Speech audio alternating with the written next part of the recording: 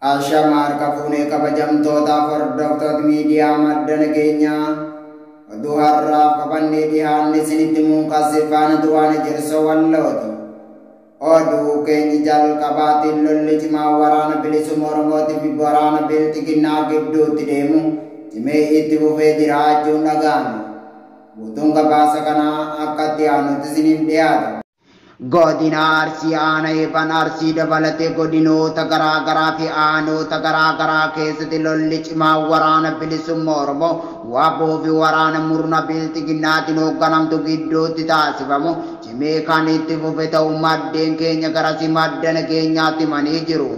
Loltoonni bilisummaa Oromoo WBO'n gaddaaf gadatu uummata isaa irratti deemu arguu dadhabanii qabsoo hadhooftu kan geggeessaa jiran yoo ta'u, godinoota Oromiyaa mara keessa halkaniif guyyaa waraana mootummaa Impaayera Itoophiyaatiin hoogganamtu kan ilmaan Oromoo lafarraa duguuguuf kaayyeeffatan irratti tarkaanfii fudhatuun injifannoo boonsaa galmeessaa jiraachuun beekamaadha. Irreef gaachanni uummata Oromoo gootichi waraana bilisummaa Oromoo WBO zoonii kibba bahaa Oromiyaa godina Arsii aanaa eeban Arsii magaalaa Gaaljoo jedhamu keessatti WBO'n waraana PP ilmaan Oromoo ajjeesuu fi mana qotee bulaa abiddaan barbadeessuuf deemtu irratti haattee hidhuun hedduu ishee ajjeesu kaanis madeessuun injifannoo jajjabaa galmeessee jiraachuu jajjabee zoonichaa beeksisee jira.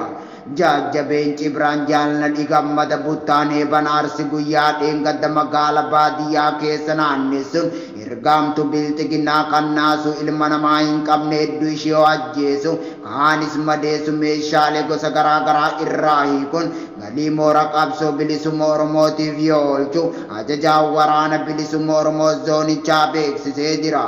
Abdiif gaachanni saba Oromoo WBO'n gumaa saba isaa baasuuf halkaniif guyyaa kufee kan kuffisaa jiru yoo ta'u, sabboontota qeerroof qarree ofitti simatuun leenji siyaasa fi hidhannoo kennuufi dirqamaa bobbaafisee Oromiyaa walaba baasuuf halkaniif guyyaa hojjechaa jira.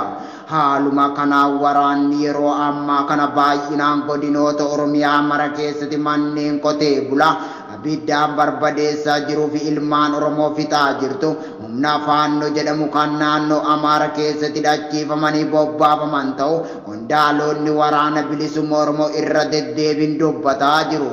Ajajaa waraana bilisummaa Oromoo godina Gujii lixaa guyyaa dheengaddaa akka fuula miidiyaa hawaasummaa irratti ibsetti waraanni baay'inaan gocha sanyii duguuggaa qotee bulaa Oromoo irratti raawwataa jiru. Fiinxaaleeyyii Amaara kan faannoo ofiin jettu ta'uu ibsee jira. Akka faannoo Amaara ta'es ragaa 60 of harkaa qabna jechuun ajajaa waraana bilisummaa Oromoo godina Gujii lixaa Jaarrabbirraa bilisummaa ibsee jira. Mootummaan Impaayera Itoophiyaa Abiyyi Ahmadii fi mootummaan naannoo Oromiyaa humna naasuu ilma namaa hin qabne Oromiyaa irratti bobbaasuun maqaa duula opereeshinii geggeessina jechuun ilmaan Oromoo lafarraa duguugaa jiran jechuun yoo dubbatu ilmi namaa Gujii lixaa keessatti awwaalcha dhabe bineensaaf kennamaa jira jechuun dubbatee jira.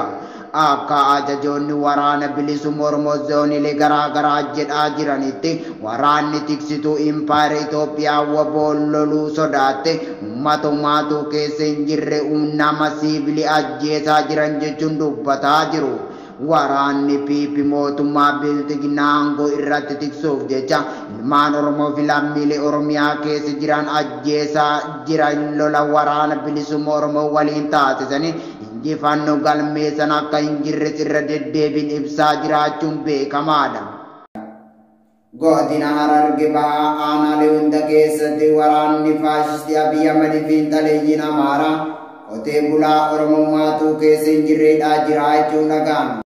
Godina Harargee bahaa aanaalee hunda keessatti dhaafii dararaan cimee itti fufee jiraachuu maddi keenya madda nageenyaatti hime.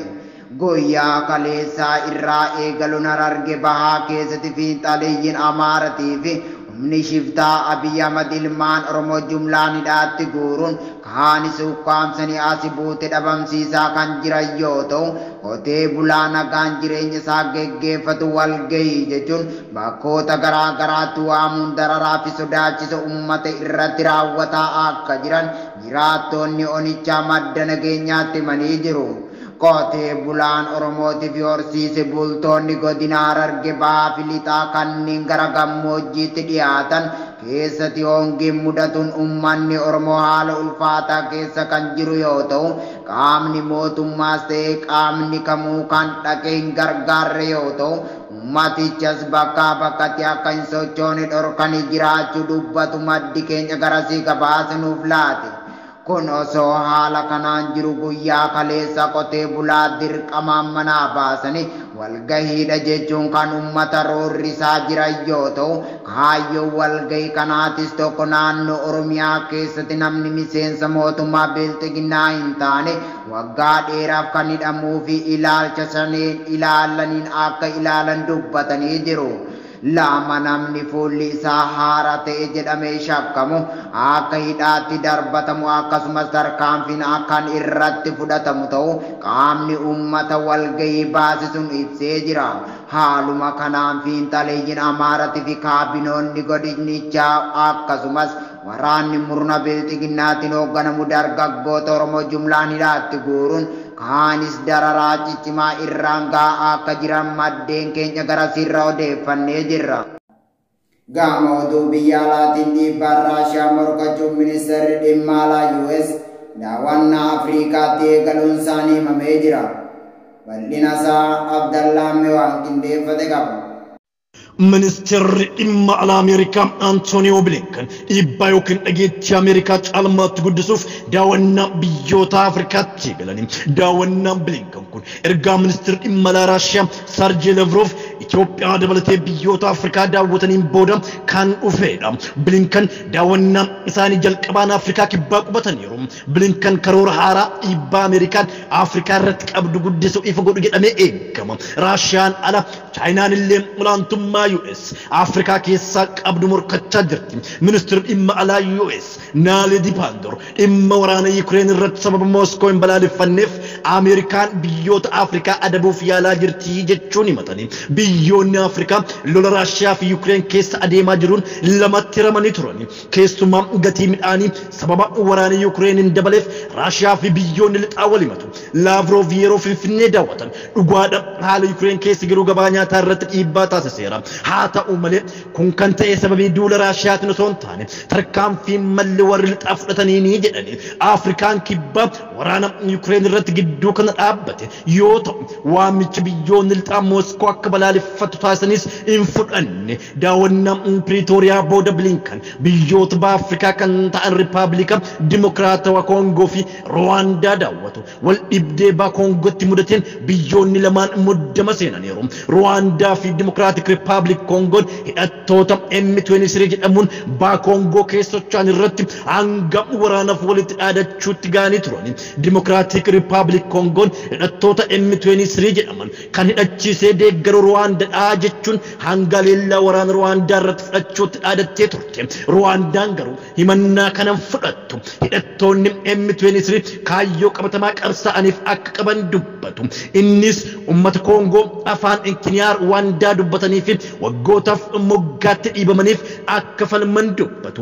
Mootummaan Koongoo garuu garichi ergamtoota Ruwaandaatti jechuun komata. Madda oduu keenyaa BBCdha. Egaa kabajamtootaaf hordoftoota miidiyaa madda nageenyaa oduun har'aa qabannee dhiyaanne kana gammaa daawwatanidha. Qophiilee madda nageenyaa afaan daawwachuu barbaadan Tiwiitara keenyaa fi yuutuubii keenya jala dhaqaatiin jecha akka waan nu waliin turtaniif galatooma.